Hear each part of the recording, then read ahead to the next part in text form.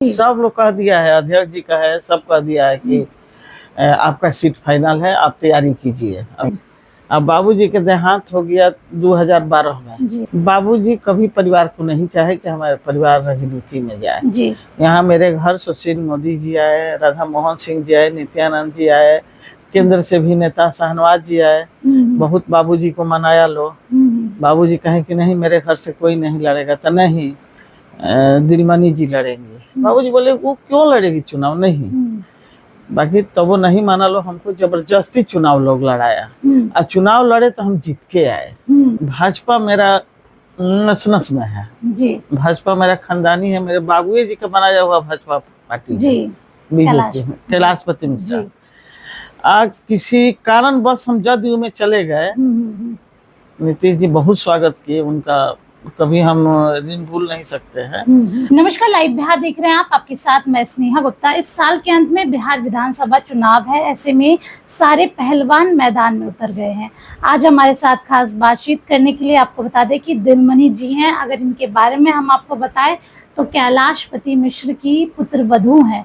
इसके साथ ही भारतीय जनता पार्टी से काफ़ी लंबे समय से ये जुड़ी हुई थी, लेकिन जब पिछली बार चुनाव की अगर हम बात करें तो मुकेश सहनी एनडीए गठबंधन में थे, जिसकी वजह से ये सीट उनके खाते में चली गई थी और दिलमणि जी को मुख्यमंत्री नीतीश कुमार ने बुलाया, काफ़ी सम्मान दिया, लेकिन ये वापस भारतीय जनता पार्टी में आ गई हैं। आज हम इनसे बातचीत करेंगे। सबसे पहले ये जानेंगे मैडम कि भारतीय जनता पार्टी, आपके ससुर जी का काफ़ी योगदान रहा है, कैसे आपने ज्वाइन किया, कौन कौन से बड़े नेता थे जो इस पूरे माहौल को बनाने, क्योंकि हमने सुना है कि आपके ससुर जी नहीं चाहते थे कि आप राजनीति में आए। बाबूजी कभी परिवार को नहीं चाहे कि हमारे परिवार राजनीति में जाए जी। यहाँ मेरे घर सुशील मोदी जी आए, राधा मोहन सिंह जी आए, नित्यानंद जी आए, केंद्र से भी नेता शाहनवाज जी आए। बहुत बाबूजी को मनाया लो। बाबूजी कहे कि नहीं, मेरे घर से कोई नहीं लड़ेगा। तो नहीं, दिलमणि जी लड़ेंगे। बाबूजी बोले वो क्यों लड़ेगी चुनाव, नहीं। बाकी तो वो नहीं माना लो, हमको जबरदस्ती चुनाव लोग लड़ाया और चुनाव लड़े तो हम जीत के आए। अब बाबूजी के देहांत हो गया 2012 में जी। और 15 में मेरा टिकट कट गया जी। अच्छा ये बताइए दिलमणि जी, अगर हम ब्रह्मपुर की सीट की बात करें तो आपका काफी खास रिश्ता भी रहा है। आप उस क्षेत्र में हॉट सीटों में से एक भी रही है। उस सीट की खासियत अगर हम बात करें तो क्या है? देखिए, वो बहुत धार्मिक स्थल है ब्रह्मपुर।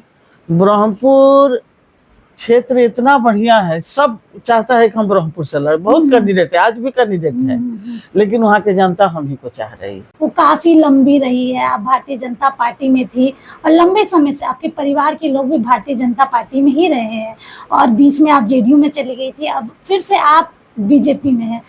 कैसा रहा है ये सफर आपका? देखिए, भाजपा मेरा नस नस में है जी। भाजपा मेरा खानदानी है, मेरे बाबूजी जी का बनाया हुआ भाजपा पार्टी जी, बीजेपी कैलाशपति मिश्रा। किसी कारण बस हम जदयू में चले गए। नीतीश जी बहुत स्वागत किए उनका, कभी हम ऋण भूल नहीं सकते हैं। लेकिन कुछ ऐसा परिस्थिति आती है कि आदमी को करना पड़ता है जी। और वो मेरा भाजपा है, भाजपा रहेगा, और भाजपा से हम चुनाव भी लड़ेंगे। हाँ, तो इस बार पूरी तैयारी है? हाँ, पूरी तैयारी है चुनाव। सीट वही रहेगी जिसकी इच्छा थी मन में लड़ने के लिए? वो मेरा ही सीट है, वो हम ही लोग का सीट है। मेरा मायके वहाँ है जी। बक्सर में ससुराल है, ब्रह्मपुर में मायके है, तो वहीं से हम चुनाव लड़ेंगे जी। ब्रह्मपुर की सीट? ब्रह्मपुर, हाँ। अगर हम वहाँ के लोगों की बात करें, आपकी पकड़ तो उस क्षेत्र में बहुत होगी, कैसा माहौल है वहाँ पे? लोग पसंद करते हैं आपको?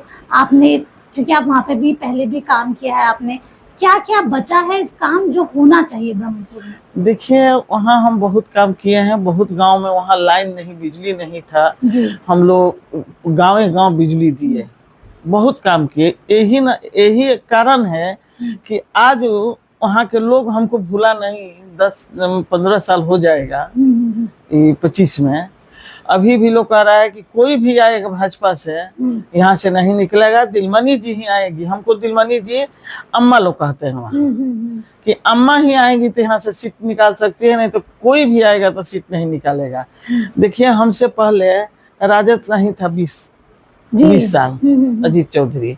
अब मेरा टिकट कटा, उसके बाद से समझिए कि 15 से राजदे का विधायक शंभू यादव वहाँ है। जी जी। तो वहाँ के जनता को मांग है कि दिलमणि देवी ही आवे, दूसरा कोई नहीं। आपने बात की विधायक की, वहाँ की कैसा काम कर रहे हैं, क्षेत्र में कुछ काम कर रहे हैं या सिर्फ नाम के विधायक है?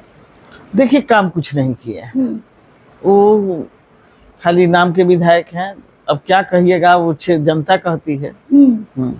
आप विधायक नहीं है लेकिन आप फिर भी उस क्षेत्र में जाती हैं, लोग सब आज भी कोई भी काम, नली दली जो चीज क्या होता है, जो भी काम हम ही को लोग बुलाता है फीता काटने के लिए। किसी का लड़का का जन्मदिन हो, शादी हो, मैरिज डे हो, हम ही जाते हैं। सब चीज में हम जाए, हम क्षेत्र में रहबे करते हैं।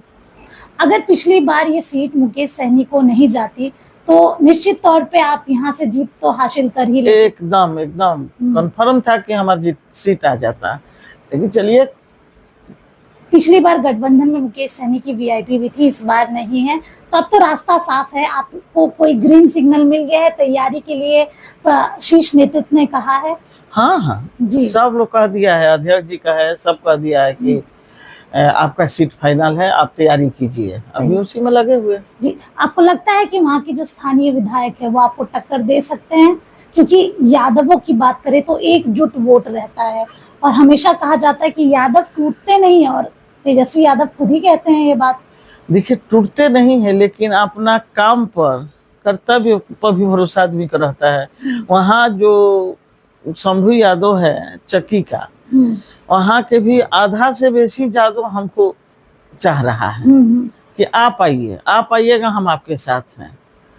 तो हम लगे हुए हैं, हम सबको, जात पात हम नहीं देखते हैं, सबको हम लेके चलते हैं। अगर मैडम जातीय समीकरण की बात करें उस क्षेत्र में जातीय समीकरण कैसा है, अगर समझने की कोशिश करें, क्योंकि आप लंबे समय से वहाँ पे हैं, आप हर जाति के लोगों से मिलती हैं, वहाँ पे सबसे ज्यादा तादाद किसकी है?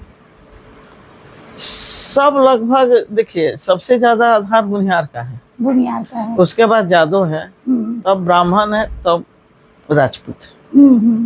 और जाति है, ये है।